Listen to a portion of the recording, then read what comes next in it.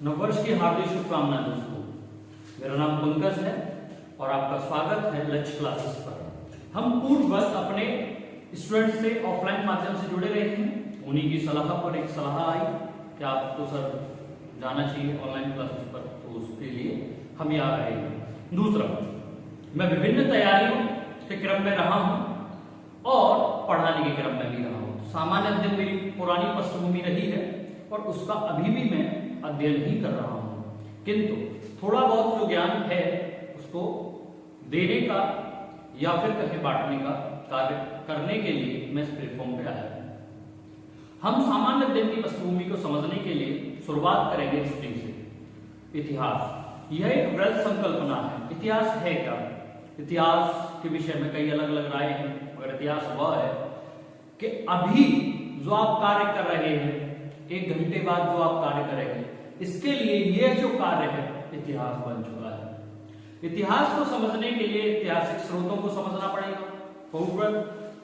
बहुत सारी चीजें थी। एक समय यह भी था कि जहां लेखन शैली का विकास ही नहीं हुआ था, और एक तरफ हम अभी का देखें तो हम अभी अगर देखें तो पाषाण काल का जब भी हम इतिहास पढ़ते हैं तो वहां लेखन शैली नहीं थी, किंतु जब हम अध्ययन करते हैं 1857 का, उसकी क्रांति का, विद्रोह का, तब हमें वहां उस क्रांति के रूप में हमें वहां के इतिहास के विषय में जानकारी के लिए पुस्तकों का भंडार मौजूद है। चाहे भारतीय हो या विदेशी हो, सभी प्रकार का भंडार मौजूद है। तो इतिहास की पृष्ठभूमि को समझने के लिए इतिहास को गहरे तौर पर अध्ययन करना होगा। सबसे पहले इतिहास अपने आप में क्या है? हिस्ट्री। अगर इतिहास की बात करें तो इतिहास को सामान्य भाषा में कहेंगे वर्तमान की परिस्थितियों में भूतकाल की घटनाओं का अध्ययन इतिहास कहलाता है। वर्तमान के संदर्भ में पूर्ववत घटनाओं का अध्ययन, वर्तमान के संदर्भ में पूर्ववत घटनाओं का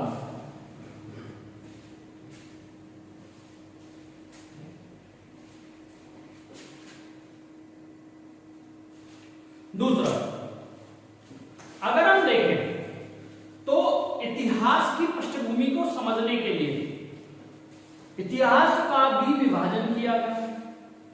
अगर हम देखें ऐतिहासिक स्रोतों के आधार पर, तो ऐतिहासिक स्रोत जिससे हम इतिहास के विषय में जानकारी प्राप्त करते हैं, उस आधार पर इतिहास को तीन रूपों में, तीन भागों में बांटा गया है।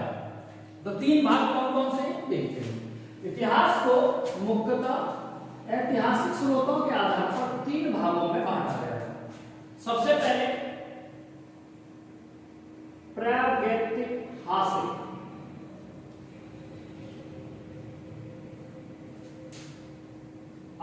ऐतिहासिक,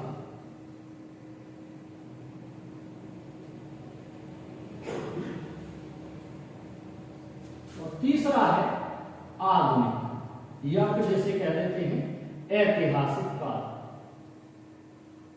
हिस्टोरिक एज।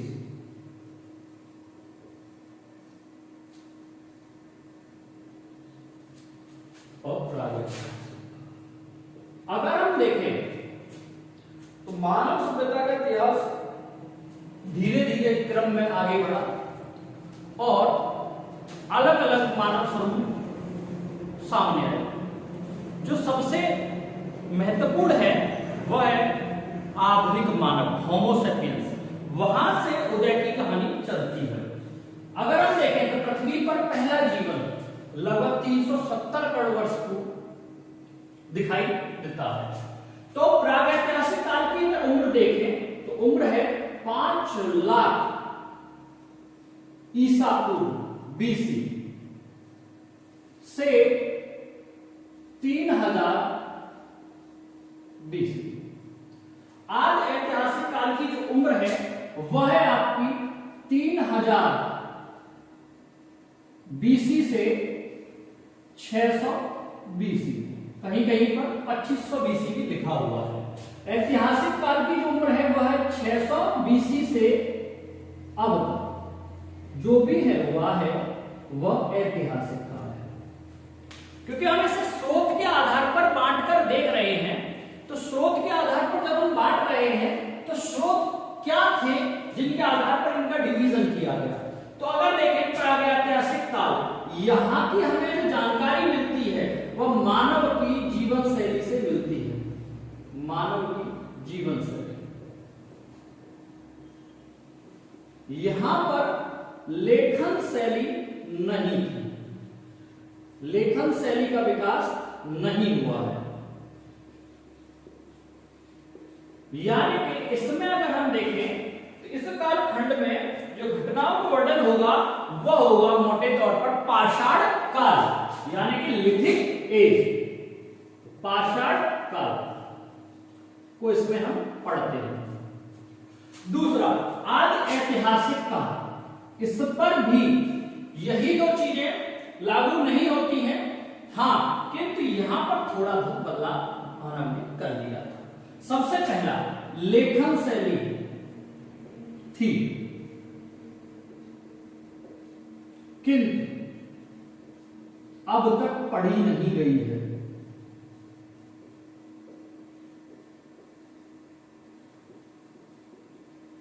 कैसे?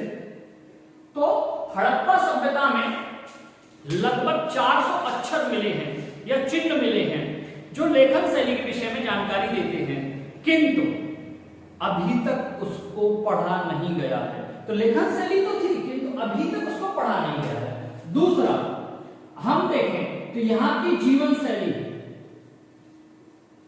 भी हमें इस कालखंड की जानकारी देती है। जीवन शैली, अब समझ जीवन शैली क्या है? तो जीवन शैली यह है कि यहाँ के लोग क्या खाते थे, कैसे खाते थे, क्या उपजाते थे कुछ, या किस घर में रहते थे, क्या उनके बर्तन थे, ये उनकी जीवन शैली का आधार था। तो जीवन शैली के विषय में जानकारी तो हमें मिलती है। इस दोनों कालखंड को अगर हमें समझना है तो दोनों में अलग अलग समझना होगा। यहां पर हड़प्पा सभ्यता की जानकारी मिलती है और जीवन शैली की जो जानकारी मिलती है जिस काल से, वह है वैदिक काल। वैदिक काल में जीवन शैली बड़ा आधार रही है। बाद में हमें वैदिक काल की चीजों के विषय में कई सारे अभिलेख मिलेंगे जो हम आगे पढ़ रहे होंगे, तो उन अभिलेखों के विषय में भी जानकारी मिलती है। वेद पुराण उस समय की घटनाओं के विषय में जानकारी देते हैं। वेद जानकारी देते हैं, इसलिए इसको वैदिक काल नाम दिया गया। अगला है ऐतिहासिक काल, और ऐतिहासिक काल इन दोनों कालों से इस प्रकार भिन्न है कि यहाँ साहित्य का पूर्ण विकास हुआ और अब इससे पढ़ा भी गया, तो लेखन शैली का विकास हुआ। लेखन शैली का विकास, और लेखन शैली का विकास भी हुआ और लेखन शैली को पढ़ा भी गया।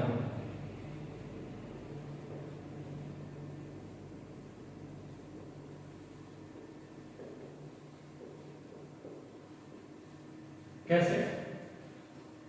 इसी कालखंड में अगर हम देखें तो अर्थशास्त्र लिखी गई जो कौटिल्य चाणक्य ने लिखी, इंडिका लिखी गई, मेगास्थनीज ने लिखी, और भारत में सबसे पहले जो अभिलेख मिले हैं वो अशोक के मिले हैं, वो भी इसी कालखंड के हैं। तो हमें यहां से जानकारी का एक बड़ा स्रोत हमें मिला जिससे हम इतिहास को लिखने में हमें बेहद मदद मिली। अब हम अगर इतिहास को देखें तो इतिहास के स्रोतों का बंटवारा भी किया गया। तो ऐतिहासिक स्रोत होते क्या है?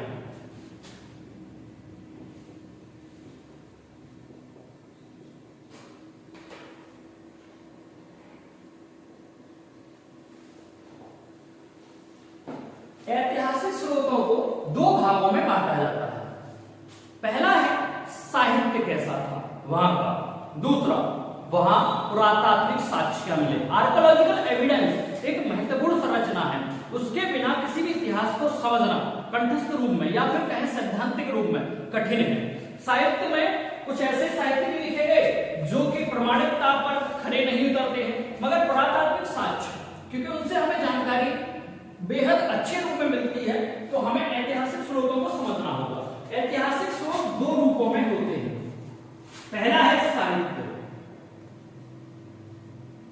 और दूसरा है पुरातात्विक साक्ष्य, आर्कियोलॉजिकल एविडेंस और लिटरेचर। अगर हम साहित्य की बात करें तो साहित्य में भी हम अलग अलग देखते हैं। जैसे सबसे पहले अगर हम साहित्य को देखेंगे तो धार्मिक रूप में, धार्मिक रूप में। दूसरा है लौकिक। लौकिक का मतलब होता है वर्तमान की परिस्थितियों, राजा की परिस्थितियों का सामाजिक राजनीतिक जो अध्ययन है या आर्थिक अध्ययन है वो लौकिक में आएगा। फिर उसके बाद देखेंगे हम विदेशियों का विवरण। तो विदेशी भी भारत आए समय समय पर और उन्होंने अपना विवरण दिया है, किताबें लिखी। तो विदेशी विवरण यह जो है हम मुख्यतः मान के चलते हैं यह साहित्य का हिस्सा है। और जब हम पुरातात्विक साक्ष्यों की बात करते हैं तो पुरातात्विक साक्ष्यों में आप अध्ययन करेंगे सबसे पहले अभिलेखों का, अभिलेख, और दूसरा है आपका सिक्के। यह तो महत्वपूर्ण है। और भी चीजें हैं, कोई इमारत हो सकती है, घर हो सकते हैं, मृदभांड हो सकते हैं, बर्तन हो सकते हैं जो समय की जानकारी हमें देते हो। तो सबसे पहले हम, क्योंकि हम यहां देख रहे हैं धार्मिक को, तो धार्मिक में अगर भारत में देखें तो धर्म एक विशेष प्रबलता में रहा है। और दुनिया में कुछ ही देश ऐसे हैं जहां इतने सारे धर्म विविधता से साथ रह भी रहे हैं। और विविधताओं को अगर देखें तो कई सारे जन्म धर्म का जो जन्म हुआ है वो भारत में ही हुआ है। आप हिंदू या ब्राह्मण धर्म को देख लें, कई से सनातन परंपरा बोलते हैं। आप सिख धर्म देख लें, आप बौद्ध धर्म देख लें, आप जैन धर्म देख लें, इन सभी का जन्म भारत में हुआ है। तो एक जन्म, जब धर्म का ही जन्म हो रहा हो तो आप समझ सकते हैं कि दुनिया में जो पूर्व आप देख रहे हैं, पूर्व का साइड में चाइना है, भारत है, यह जो है स्थल रहा है धार्मिक सभ्यताओं का। यहां धार्मिक परंपराएं बहुत प्राचीन काल से मानी जाती रही हैं और जीवन का महत्वपूर्ण हिस्सा भी रही है। तो धार्मिक साहित्य हमें इतिहास के विषय में विविधताओं में जानकारी देता है। जैसे धार्मिक में सबसे पहले हम देखेंगे जिस धर्म को, उसका है ब्राह्मण धर्म, जिसे हिंदू धर्म भी कहते हैं। ब्राह्मण धर्म में कई सारी पुस्तकें हैं। सबसे पहले तो आप 4 वेदों को ही देख लीजिए। वेद, ऋग्वेद, सामवेद, अर्थवेद और यजुर्वेद। ब्राह्मण में वेद होने के बाद ब्राह्मण ग्रंथ में वेद, आपने महाकाव्य सुने होंगे, 2 महाकाव्य हैं, एक है महाभारत और दूसरा है रामायण। महाभारत की रचना वेद व्यास महाराज ने की, गणेश जी लिख रहे थे, और रामायण की रचना वाल्मीकि जी ने की। तो यह 2 चीजें हैं जो और भी है। जैसे उपनिषद की बात करें तो भारत में उपनिषद या फिर कहें ब्राह्मण धर्म में उपनिषदों की संख्या 108 है। पुराण अगर देखें तो 18 है। तो एक विविधता दिखाई देती है ब्राह्मण धर्म में साहित्य को लेकर। दूसरा, धार्मिक में अगर आप देखेंगे तो दूसरा आपको देखना होगा जैन धर्म, क्योंकि जैन धर्म भी भारत में ही उत्पन्न हुआ ऋषभदेव के द्वारा। इसमें कुल तीर्थंकर की जो संख्या है तो 24 तीर्थंकर हुए। 24 में महावीर स्वामी थे जो वास्तविक संस्थापक माने जाते हैं। इसमें भी अगर हम देखें तो जैन धर्म में भी कई ऐसी पुस्तकें हैं जिनसे हमें इतिहास के विषय में जानकारी लिखने का प्रयास होता है। जैसे आचरण सूत्र, भगवती सूत्र है ना, कल्प सूत्र, यह जैन धर्म की पुस्तकें हैं। दूसरा, बौद्ध धर्म। बौद्ध धर्म की जन्मस्थली भी यही है, क्योंकि सिद्धार्थ बाद में बोध गया गए और उन्हें ज्ञान प्राप्त हुआ 6 वर्ष की तपस्या के बाद, तो वो बुद्ध कहलाए। और उन्होंने बौद्ध धर्म शुरू किया। उनका पहला उपदेश सारनाथ में हुआ, जैसे धर्म चक्र प्रवर्तन कहा गया। इस धर्म में 3 पुस्तकें लिखी गई। कितनी पुस्तकें? 3। तो 3 पुस्तकें कौन कौन सी थी? तो उन्हें पिटक बोल दिया जाता है। क्या बोल दिया जाता है? पिटक। सबसे पहले देखिए सुप्त पिटक, विनय पिटक, और उन सब के बाद में लिखा गया था अभिधम्म पिटक। अभिधम्म पिटक की रचना बौद्ध धर्म में 4 संगति हुई, उसमें से तीसरी संगति में भौगोलिक उत्पत्ति के द्वारा अभिधम्म पिटक की रचना की गई। उसके बाद हम चलते हैं लौकिक साहित्य पर। लौकिक साहित्य बहुत मजेदार है, क्योंकि मजेदार भी है, दूसरा इतिहास का वास्तविक प्रमाण, जो प्रमाण है वह जो मिलता है वो हमें लौकिक साहित्य से ही मिलता है। और इसमें सबसे पहला प्रयास जिस व्यक्ति ने किया है वह थे कल्लड़। कौन थे? कल्लड़। उन्होंने लिखा राजतरंगिणी।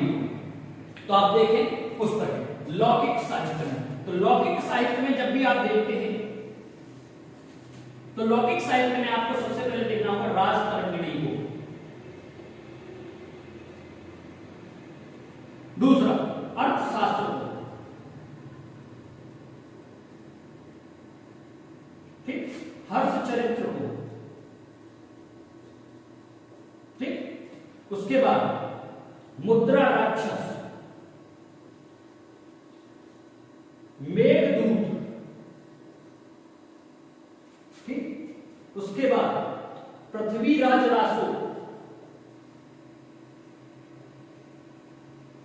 यह जो पुस्तकें हैं और भी हैं, देखेंगे समय के साथ। राजतरंगिणी, कल्लड़, यह सबसे विशिष्ट किताब है कश्मीर के इतिहास पर। कश्मीर के इतिहास को अगर समझना हो तो आपको इसे समझना ही होगा, क्योंकि इसमें कश्मीर के जो राजाओं की जानकारी है वह बेहद अच्छी और अधिक मात्रा में है। दूसरा अर्थशास्त्र। अर्थशास्त्र लिखी चाणक्य यानी कौटिल्य ने।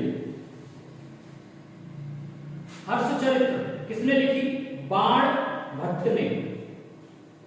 मुद्रा राक्षस किसने लिखी? विशाख दत्त ने। मेघदूत, अभिज्ञान शाकुंतलम, रघुवंशम, ये सभी पुस्तकें कौन लिख रहे हैं? कालिदास।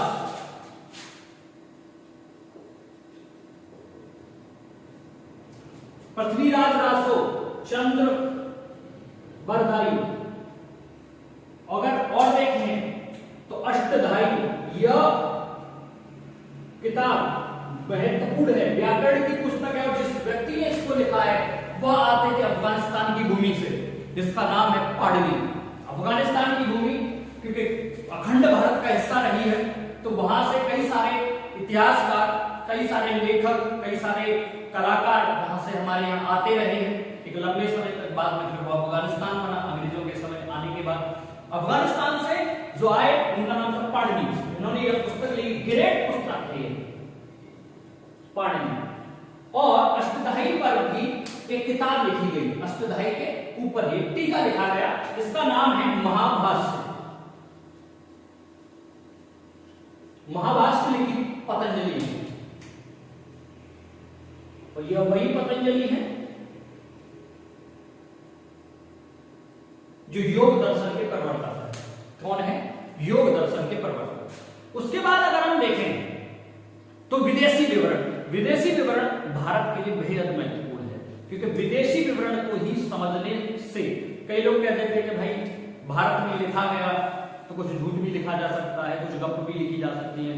साहित्य में नाम दिया जाता है, हिंदी साहित्य में विशेषकर गप साहित्य, कुछ चीजों को गप मान लिया गया है। किंतु विदेशी विवरण को अगर हम देखें तो सबसे पहले हमें यह देखना होगा, सबसे पहले विदेशी के रूप में भारत आ कौन रहा है। तो सबसे पहले कई लोग कहते हैं कि जी यूनानी आए थे, जी नहीं, यूनानी नहीं, ईरानी आए थे। सबसे पहले अगर हम देखें तो ईरानी आए हैं, और भारत में सबसे पहले जो आया, और भारत का सौभाग्य भी है या लेखक का भी सौभाग्य है कि वह भारत आया, और जो लेखक सबसे पहले आया वो डेरियस प्रथम के साथ ही आया था, जिसका नाम था हेरोडोटस। हेरोडोटस। जिसने एक पुस्तक लिखी हिस्टोरिका। कौन सी पुस्तक? हिस्टोरिका। और यह पुस्तक आधार बनी इतिहास का, इसीलिए हिस्ट्री कहा गया। हेरोडोटस को फादर ऑफ हिस्ट्री कहा जाता है, इतिहास का पिता या इतिहास का जनक। दूसरा अगर हम देखें, हेरोडोटस के बाद आया था मेगास्थनीज।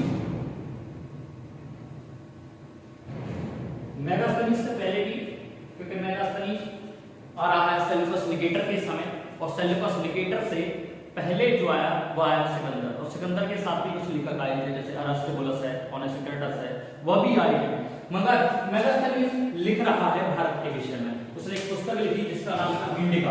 क्या नाम था? इंडिका। फिर इसके बाद अगर हम देखें तो एक पुस्तक लिखी गई ज्योग्राफी। किसने लिखी है बताएंगे? किसने लिखी है? टॉलेमी ने। फिर उसके बाद हम देखें तो भारत में चीनी यात्रियों का चलन भी रहा है। सबसे पहले फायान, दूसरा हेनसाम, यह तो दो महत्वपूर्ण हैं। उसके बाद अरबी यात्रियों का देखें तो अल बरूनी, दूसरा इब्न बतूता,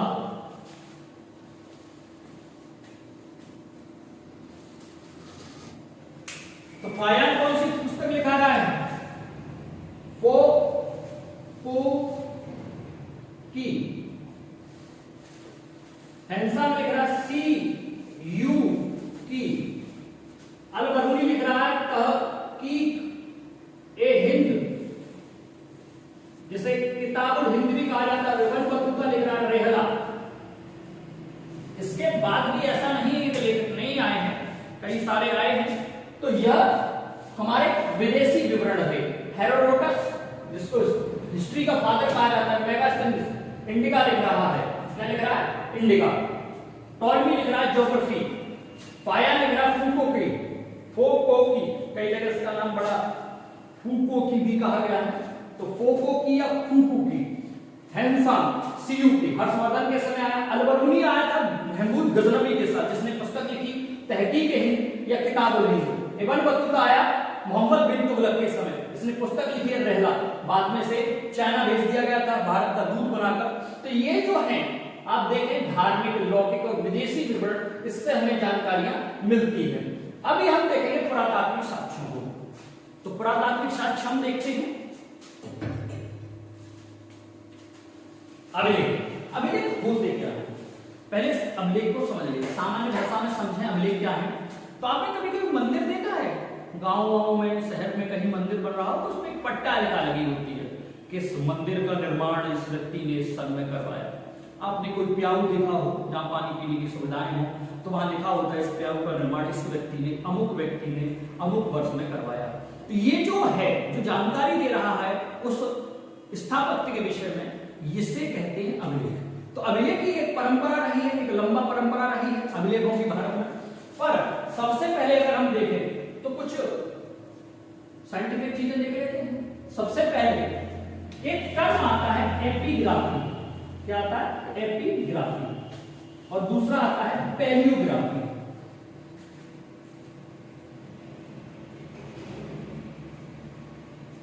एपिग्राफी और पैलियोग्राफी।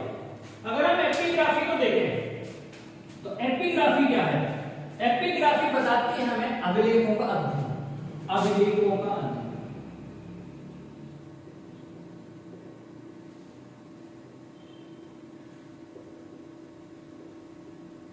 अभिलेखों का अध्ययन मतलब, अब अभिलेख यह तो नहीं है कि ये जो अभी हम भाषा पढ़ रहे हैं हिंदी और इसकी लिपि है देवनागरी, यह संभव नहीं है, यह आसान भी नहीं है कि उसको इसी रूप में देखा जाए। ऐसा भी हो सकता है उसकी लिपि कुछ और रही हो। जैसे हम अशोक की बात करते हैं तो अशोक की भी अलग अलग लिपियां थी। एक समय पर प्राकृत लिपि चली है। उसके बाद अगर हम देखें तो कई सारी अरमाइक लिपि है, यूनानी लिपि है ना, खरोष्टी है, ब्राह्मी लिपि है, यह लिपियां चली है। तो उनको अध्ययन जब हम करते हैं तो उसे कहा जाता है एपिग्राफी। पैलियोग्राफी, पैलियोग्राफी बताती है अभिलेखों की उम्र क्या है, यानी आज से कितने वर्ष अमूमन पहले लिखे गए होंगे, तो यह उसके समय को बताती है। पैलियोग्राफी क्या करती है? अभिलेखों का समय बताती है। अभिलेखों का समय।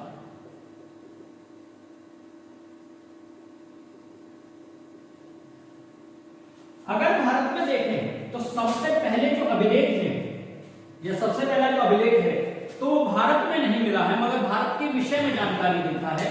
1400 वर्ष पूर्व मिला, उसका नाम है बोगस कोई। बोगस कोई अभिलेख, यह मध्य एशिया ईरान में मिला है, किंतु इसमें वैदिक देवताओं का वर्णन है। इसमें अगर देखें तो बोगस कोई जो अभिलेख है 1400 ईसा पूर्व बीसी में मिला है। अगर हम देखें तो इस पे जो जानकारी मिलती है वो किसकी जानकारी मिलती है? मित्र की मिलती है, वरुण की मिलती है, इंद्र की मिलती है, नाशक्ति की मिलती है। तो 4 देवताओं का वर्णन इसमें देखने को मिलता है। तो आप कहेंगे कौन कौन से हैं? तो सबसे पहले इंद्र, जिन्हें पुरंदर की संधि पुरंदर कहा जाता है, पुरंदर यानी किलों को तोड़ने वाला। वरुण, मित्र और नाशक्ति। बोगस कोई अभिलेख के बाद अगर हम भारत में देखें तो भारत में सबसे पहले जो अभिलेख मिल रहे हैं, आप अगर पूछें कि भारत में भाई सबसे पहले अभिलेख किसके मिले हैं, ये तो भारत से बाहर है, तो भारत में सबसे पहले अशोक के मिले हैं। भारत में जो अभिलेख मिले हैं वो चक्रवर्ती सम्राट अशोक के मिले हैं। और आप जानते हैं ये मौर्य वंश के राजा थे, चक्रवर्ती सम्राट थे, विविध क्षेत्रों में इन्होंने शासन किया, विविधताओं से जुड़े रहे, बौद्ध धर्म के बहुत बड़े हितैषी रहे, बौद्ध धर्म का प्रसार भी किया इन्होंने कई अलग अलग क्षेत्रों में। अगर हम तीसरा देखें अशोक के बाद, तो अशोक के बाद अगर हम देखें तो अलग अलग परंपराएं रही हैं, जिसमें एक व्यक्ति है जो संस्कृत में पहला अभिलेख लिखवा रहा है, जूनागढ़ अभिलेख। सुना होगा आपने जूनागढ़ अभिलेख। जूनागढ़ अभिलेख किसने लिखवाया है? जूनागढ़ अभिलेख रुद्रदामन। यह पहला संस्कृत का अभिलेख है और इसमें जानकारी मिलती है सुदर्शन झील के पुनरुद्धार की। और सुदर्शन झील में भी आपको यह समझना होगा कि सुदर्शन झील बनवा कौन रहा है, तो सुदर्शन झील को चंद्रगुप्त मौर्य बनवा रहा है, बाद में अशोक भी इसका जीर्णोद्धार करवाता और बाद में यह रुद्रदामन भी करवाता। मगर एक चीज थी उस समय, बेगार, ठीक है, गुप्त काल में और क्योंकि मौर्य काल में इसे वृष्टि भी कहा गया है, बेगार करवाना। बेगार का मतलब कोई कार्य करवा लेना और पैसे नहीं देना। लेकिन इसने जूनागढ़ अभिलेख में यह भी दर्ज है कि इसने पैसे देकर सुदर्शन झील का पुनरुद्धार यानी जीर्णोद्धार करवाया। जूनागढ़ अभिलेख के बाद आता है एओल अभिलेख। कौन सा? एओल अभिलेख। यह बहुत महत्वपूर्ण है, एओल अभिलेख। एओल अभिलेख क्यों महत्वपूर्ण है, समझिए इस बात को। एओल अभिलेख जो है अगर देखें तो ये लिखवाया किसने है? ये लिखवाया पुलकेशिन द्वितीय ने।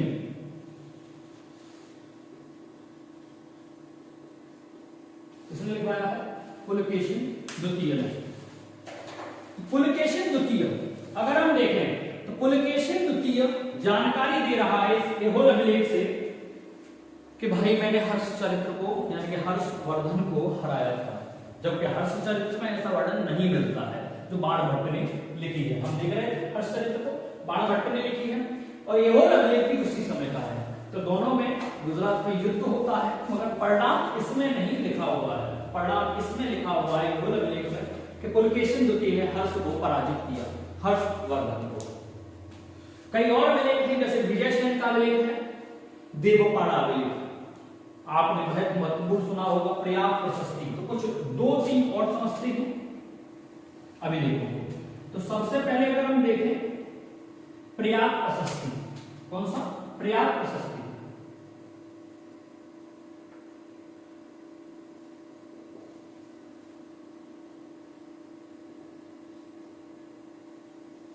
दूसरा प्रयाग प्रशस्ति के अलावा नासिक अभिलेख,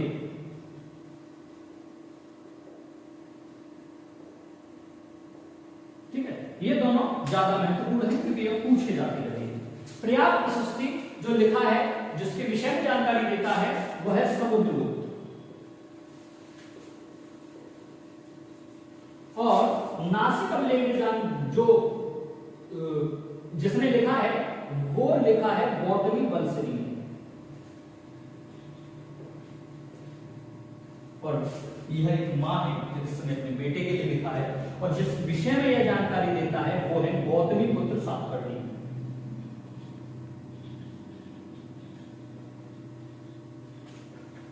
सातवाहन राजा जिसके विषय में कहा जाता है कि इसके घोड़े ने 3 समुद्र का पानी पिया था, 3 तरफ। सिक्के, सिक्के क्योंकि हर राज्य में व्यवस्थाएं रही धन की, तो सिक्के एक महत्वपूर्ण रहे। सिक्कों को समझने के लिए एक चीज और समझनी होगी कि सिक्के जो है वैज्ञानिकता क्या है सिक्कों को पढ़ने की। तो सिक्कों के वैज्ञानिक अध्ययन को क्या कहते हैं? तो पहले एक टर्म समझते हैं, न्यूमेस्मैटिक्स।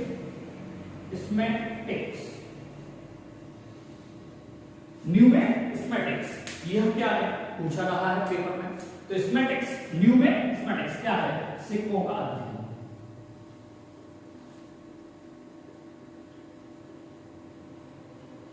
सिक्कों का अध्ययन, सिक्कों का अध्ययन।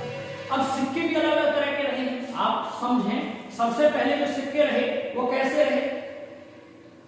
पंचमार्क सिक्के, जिन्हें आहत सिक्के, ठप्पा मारकर बनाया जाता था। तो सबसे अगर हम देखें तो एक नाम दिया गया पंचमार्क आहत सिक्के। ये कैसे सिक्के थे? तो यह एक कई जगह दिखाई दे, जैसे हड़प्पा सभ्यता में देखेंगे तो हम देखेंगे कि भाई वहां पर हमें सेल खड़ी की चीजें मिल रही हैं, एक मोहर मिल रही है। तो वह जो चीजें हैं ना कि ठप्पा मारकर बनाए गए, तो पंचमार्क सिक्के ठप्पा मारकर बनाए गए। कैसे मारकर? ठप्पा मारकर। और इनका अगर हम देखें चलन तो 5वीं शताब्दी ईसा पूर्व, बीसी, 500 बीसी में दिखाई देता है। दूसरा, अगर हम देखें सोने के सिक्के, क्योंकि इसका इतिहास अपने आप में रहा है, सोने के सिक्के। तो सोने के सिक्के की बात करें तो सबसे पहले किसने चलाए? तो सोने के सिक्के चलाए थे हिंद यवनों ने। किसने चलाए? हिंद यवन,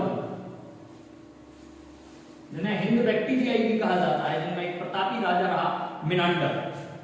दूसरा, अगर कुछ लिखित सोने के सिक्के किसने चलाए?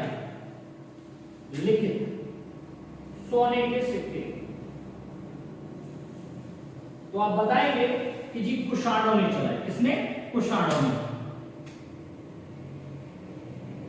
और यह भी विदेशी एक समय पर आए और कुषाणों के ही सामंत थे गुप्त, जब जिसमें एक श्रीगुप्त हुआ जो गुप्त वंश की नींव रखेगा।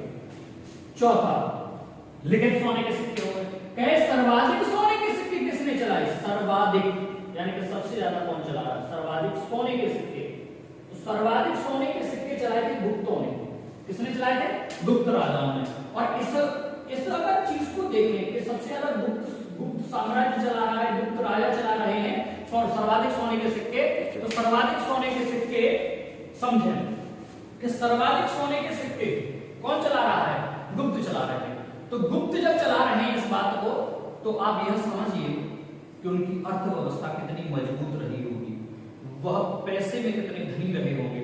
सीधी बात है, कोई सोने के सिक्के चला रहा है, आज अगर कोई देखे तो कोई बड़ी महंगी गाड़ियां चला रहा है, तो सीधा सा कंसेप्ट है कि उसके पास पैसा ठीक ठाक मात्रा में है, ठीक ठाक मात्रा में। रोक दे।